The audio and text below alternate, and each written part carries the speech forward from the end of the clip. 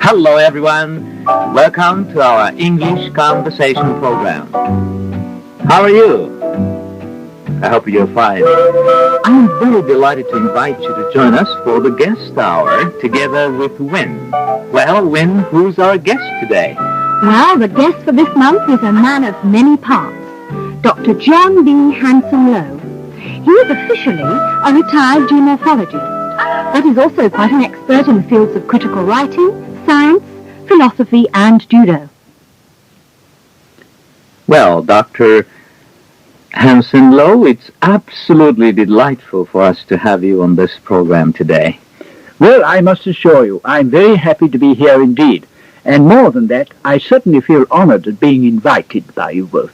Thank you very much. Well, Dr. Hanson-Lowe, I'm sure everyone is wondering what the exact meaning of your official title, geomorphologist, is. Could you explain this to us? Yes, well, I will say that I've been asked this question very many times by people of all nationalities. But in Japanese, you call it Chike. That is to say, it's an examination of the surface of the earth with regard to, with any particular area of it, with regard to the structure, whether it is folded rocks and so on, the process of change which is undergoing, caused by ice, by wind blowing sand, by wave action, and so on. And, of course, the changes will take place in time on that structure, and so you can have stages of development. On a given structure, it's there to begin with, or you have to find some geological explanation for why it should be there. Then you discuss what is acting on it, and then you evaluate the stages. And it's very useful in that it is the latest geological period, so to speak, which you are studying, and enables you to go back and partly to unravel the geological secrets behind it. So in layman's term, is it part of earth science? Yes, indeed. Yes. And you have led a very busy and active working life, Dr. Hanson-Lowe, traveling to many parts of the world. Could you tell us a little about your working career, but starting first with your university life, or maybe starting with your school life? It must be a long time ago, but... Oh, not so long, sir. Not to me. Yes? Yes. No. I was very fortunate in going to a grammar school, but not what is now understood in England as a grammar school, but one of the old-style grammar schools. Mine dated from Queen Elizabeth I, but some of them go back as far, I think, as Edward VI. Yes, they do. Anyhow, they were originally Latin and Greek grammar schools. The modern connotation is completely different. But in a school like this, with only about 550 boys, we had marvelous tuition. And they were very careful to see that if you wanted to be a scientist, you had to know something of the arts as well. You had to study some foreign languages as well. You had to be an all-round man, but with a particular bent or particular line of approach. And where did you go to university? Well, actually, what happened was, one, at my school, I could go up as far as the first year university. So it was well prepared. That was an interesting system then, wasn't it? And most unfortunately, through various circumstances, it was not possible for me at that time to continue any longer.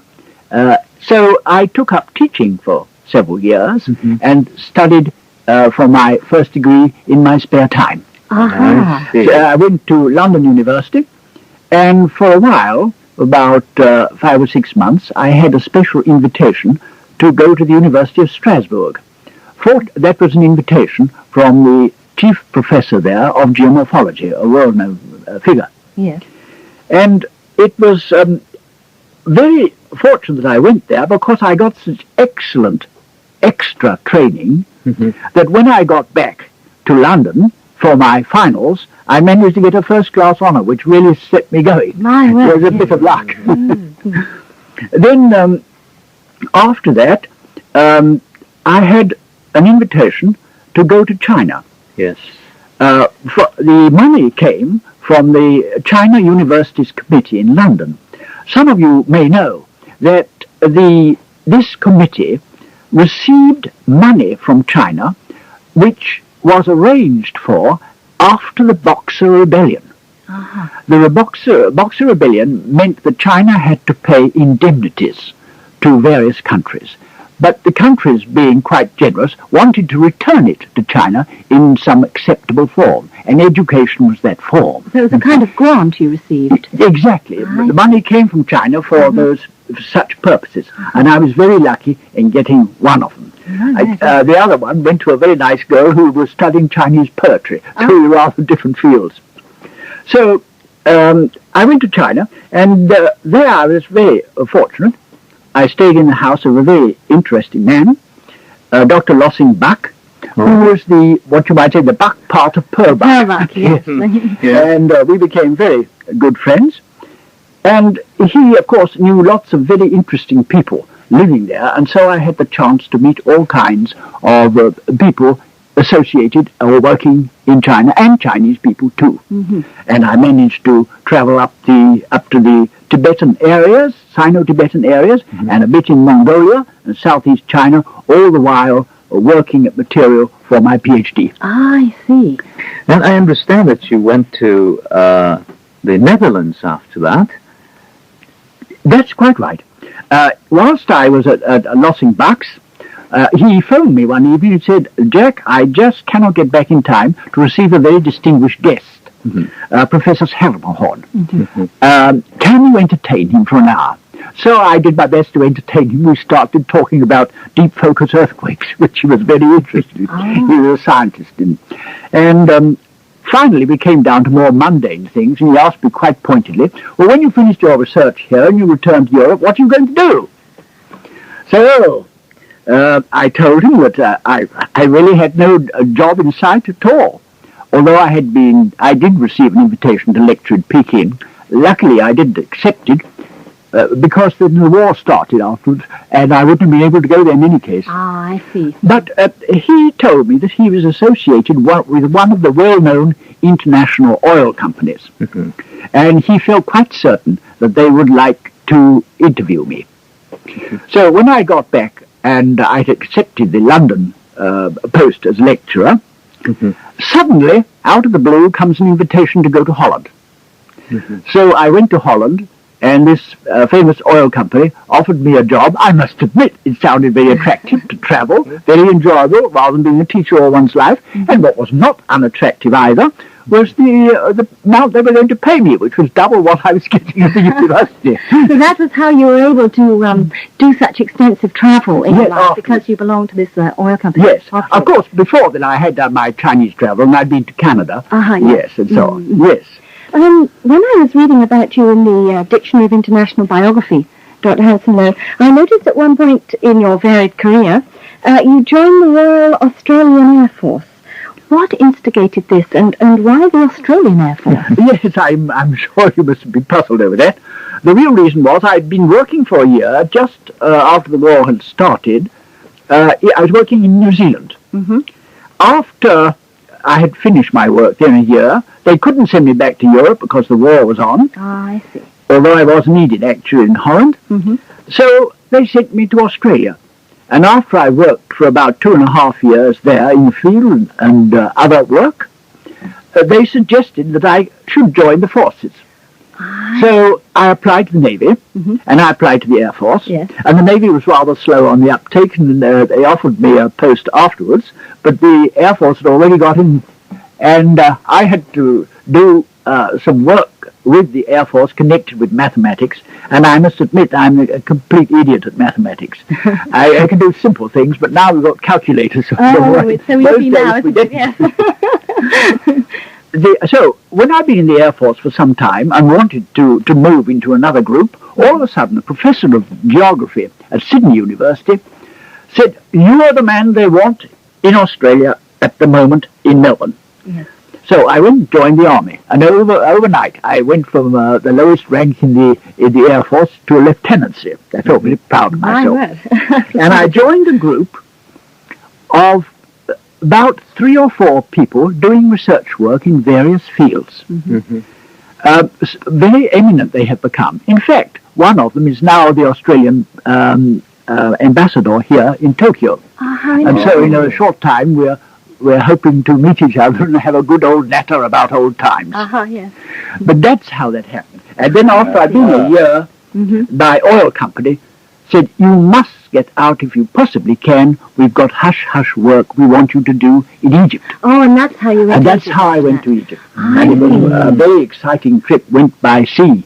Oh. And we had to be on the lookout for submarines and God knows what. That was quite a Yes. dangerous time, It wasn't it? was, yes. In fact, when we had an accident on board, when the only cannon they had blew its back off, killed one seaman, shot the legs off another, we had to go into Bombay.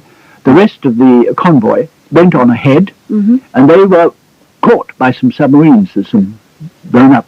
Oh, So you were I a was very very lucky lucky. man. Very narrow escape. But after listening to all your professional career experiences, I'm just wondering when you first came to Japan, or what brought you to Japan, and in what connection you find yourself here in Tokyo now? Well, it's really very, very simple.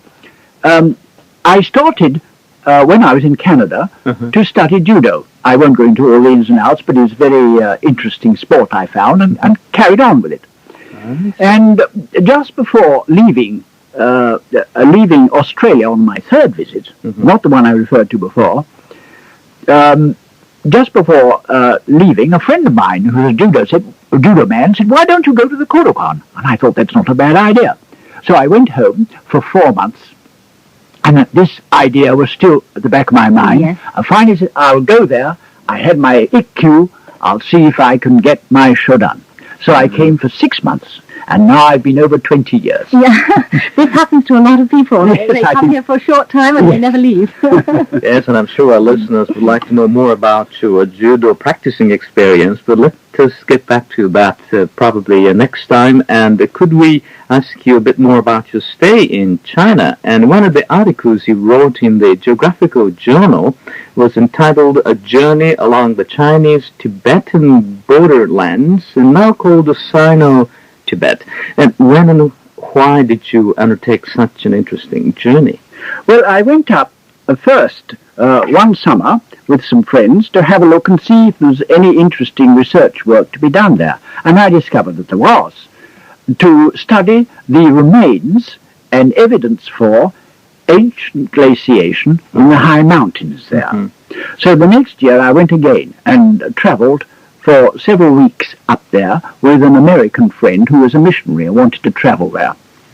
So this was really quite an interesting experience, and I managed to gather quite a lot of material to help me with my university PhD. Now, you've had very extensive travels in your lifetime, Dr. Hanson-Lowe. Has it been necessary to be something of a linguist, going to all these different countries? Well, yes and no. One amusing thing was that the oil company for which I worked said, what languages can you speak? Well, I said I can speak English jolly well. But beyond that, I said, well, I can speak French well. Yes. And I've quite a knowledge of Spanish. So the result was that I was never sent to any country of a language that I knew except English. I always thought it was rather ironical. And what about Japanese now? How good is your Japanese? Oh, I'd be ashamed to say that. But I can at least enjoy company of friends and go out and dine with them and talk all the evening. But I couldn't discuss philosophy or geology or even geomorphology. Well, Dr. Hanson-Lowe, I'm afraid that's all the time we have today, and we certainly hope our listeners enjoyed listening to you, but... please come back again next week, Dr. Hanson-Lowe, if you would. Oh, nothing will give me more pleasure. I really assure you. I've enjoyed meeting you both and appearing on this program. Thank you very much. Hello, everyone. Welcome to our English conversation program. Today, Wynne and I are absolutely delighted to be able to continue our discussion with Dr. J.B. Hanson-Lowe. Hello again, everyone. Yes, I'm sure you are, as we are, waiting to hear more about the interesting and active life of Dr. Hanson-Lowe.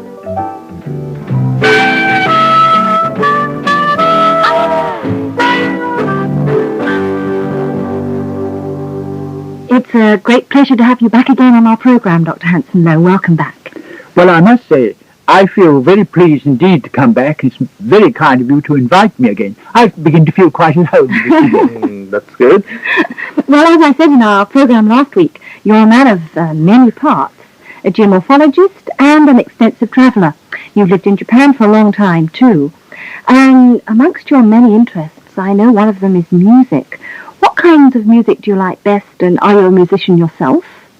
Well, I must say that my favourite music, of course, is classic music. Mm-hmm. Classic, of course, is a very widespread term. Mm-hmm. I mean, one talks of classic, it means the music of ancient Greece. I don't mean that.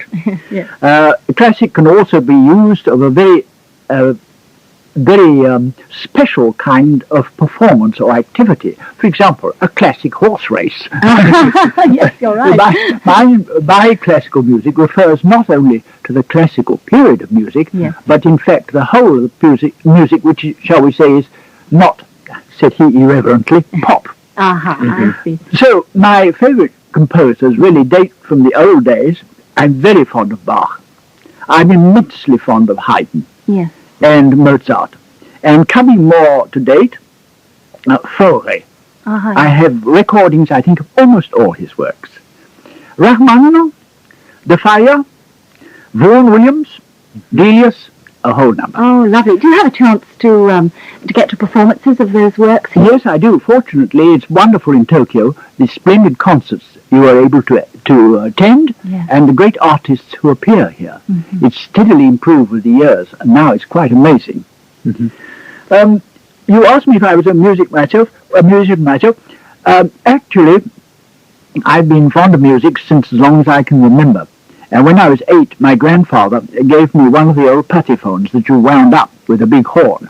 And I loved it. I had it in our playroom. What is a patyphone? A patyphone is one of the oldest of the gramophone. Oh, patyphone. Yes. I thought it was patyhorn.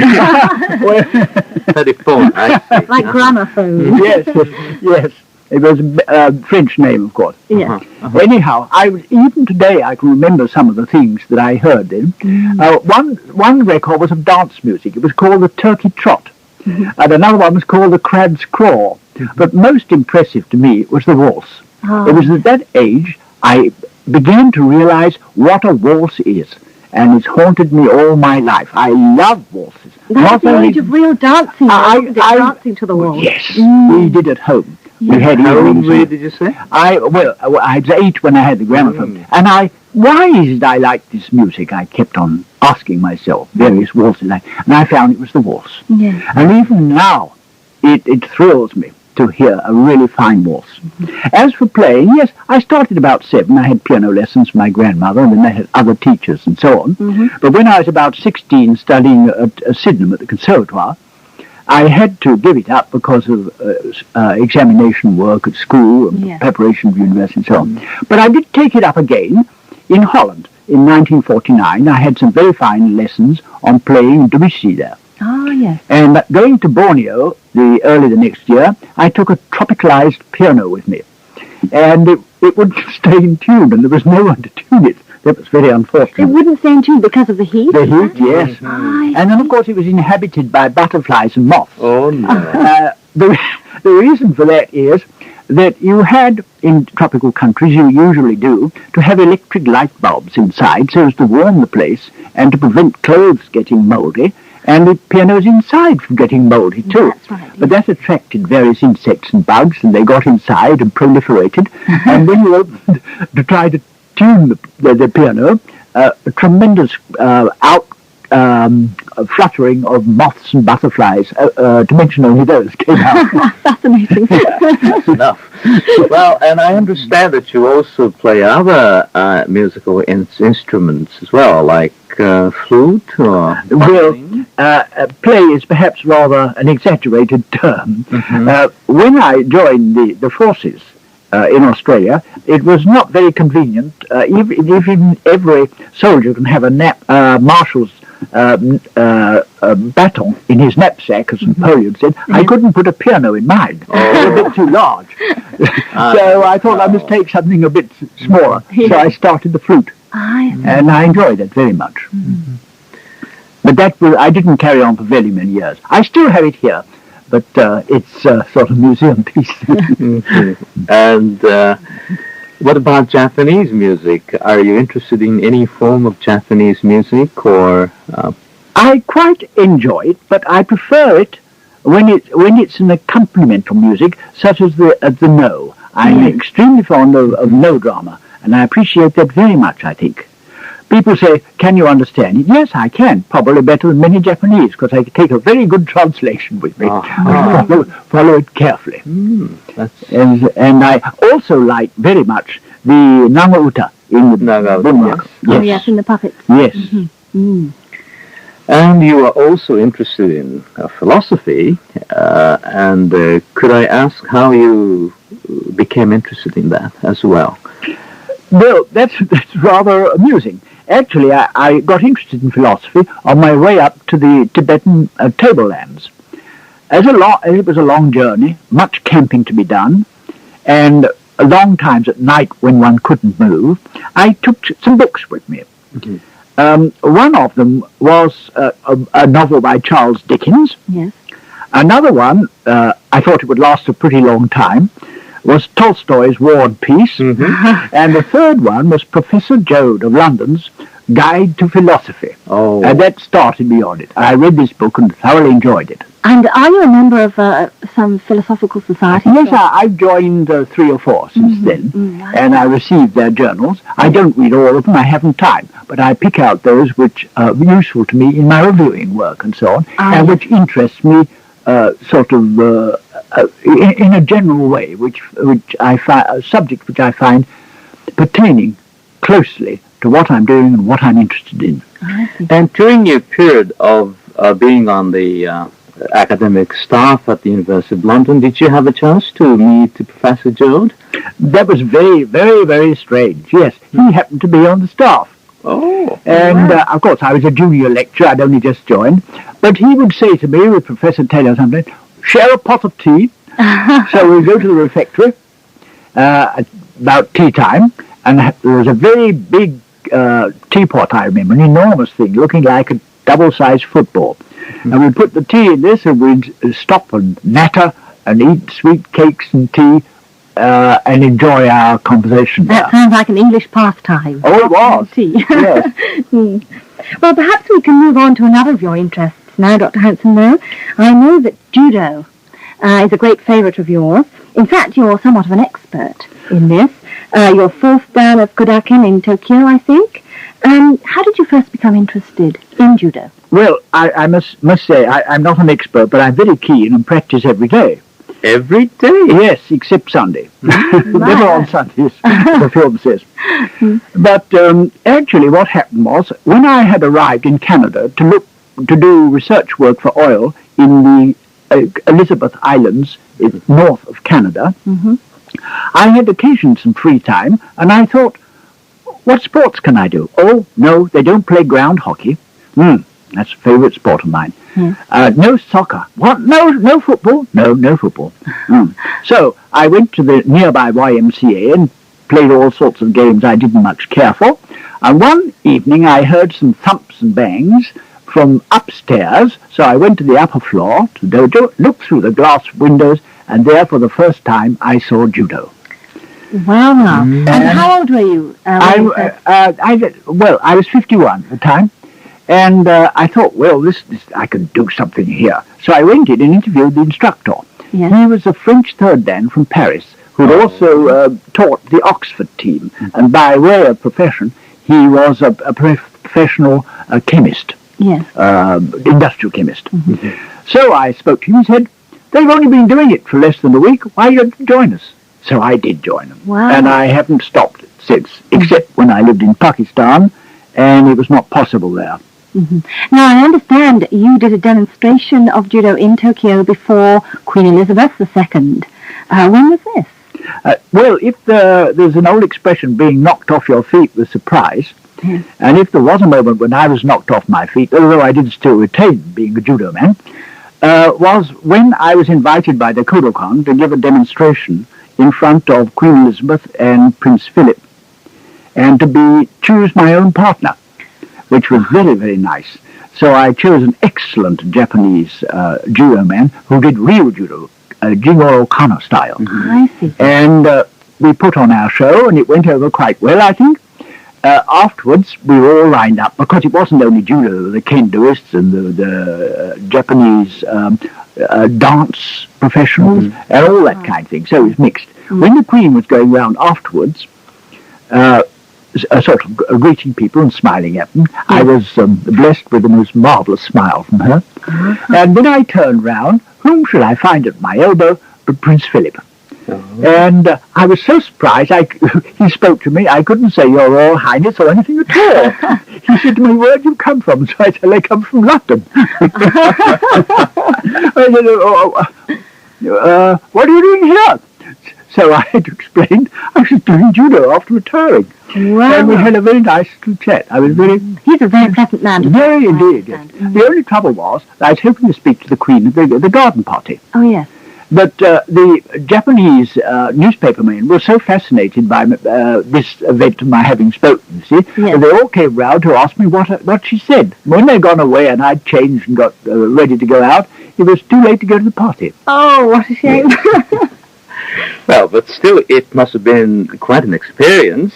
And Yes, and I was very fortunately, one of your men, one of your newspaper men, was right behind us and took a marvellous photo of chatting with the Prince. That is a treasure for me. I'm sure it is. Sure, it'd be a family heirloom. I wish we were on TV and we'll be able to show it to our listeners. Well, you seem to have some very definite views on the changes that are taking place in the world of judo at the moment. And could you tell us some of your views? Yes. I realize what you were referring to. I would say I'm very much in the minority, except that the leading judo experts of a certain age here are entirely behind me. Yes. I cannot help finding that under the influence of the roughhouse kind of judo, which you find in Europe, Japanese judo is getting steadily spoilt. The trouble is, the aim for so many of the judo players is to go in for the Olympic Games or something like that. Now, how many people are going into the Olympic Games from the hundreds of thousands that do judo over the world? So you think they're taking it too seriously now? They're applying too much power. Oh, I see. And they're not following the yes. Ah, the competitive. You must have competition of some kind. It's no good playing a game if you don't try to win. Yes. It's no fun for your opponent. He gets bored. Yes. No, you must attack him. But you must attack him with finesse, with technique, with see. taisabaki. Using, if possible, as Jigoro Kano said, his own force to make his own downfall. I see. So not just a show of strength. No. Nowadays, it's very difficult, this type of opponent, to get in, as we say, hairu, to get in for a throw. He pushes you away before you get anywhere near.